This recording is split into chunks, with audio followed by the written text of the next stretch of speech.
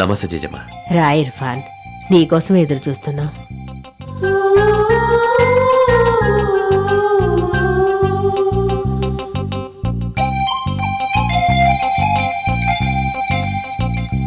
ఎందుకు ఇర్ఫాన్?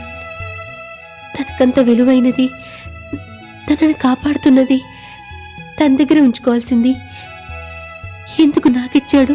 ఈ సమీరకి ఏం తెలీదు. జగన్కి నువ్వంటే చాలా ఇష్టం కదా, అందుకే దీన్ని నీకిచ్చాడు.